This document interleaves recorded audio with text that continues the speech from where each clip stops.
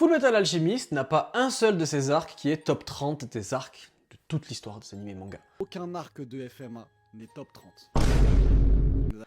Orochi m'a répété ça à plusieurs reprises, mais en vrai, je commence à comprendre ce qu'il veut dire. Je vous explique. Vous le savez, pour moi, FMA, c'est comme One Piece, c'est top 1. Voilà, il n'y a pas de débat. Et en vrai, quand je me pose 2 secondes, je me dis, quel est l'arc de FMA que je place dans mon top 30 de mes arcs préférés de tous les animés mangas? Déjà, bah, il n'y en a pas.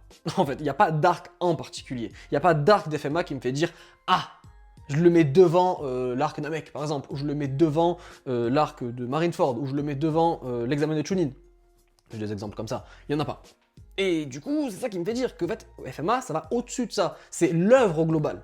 En termes d'arc, c'est vrai, il n'y a pas d'arc tout seul, je veux dire, de manière solo, qui me fait dire, ah, ouais, lui, il est au-dessus des autres. Non, par contre, c'est l'œuvre au global. C'est, pour moi, la quasi-perfection de l'œuvre, la quasi-perfection de la narration, l'animation qui y joue, mais le manga est très bien aussi, tout cette aura autour d'FMA qui fait que. Et en vrai, effectivement, c'est vrai que je suis tombé sur Orochi pas mal de fois, je lui ai dit, mais t'abuses et tout, machin, et c'est vrai qu'à chaque fois, il me dit, vas-y, mais cite-moi des arcs. Il n'a pas tort. Il n'a pas tort. Il n'a pas tort.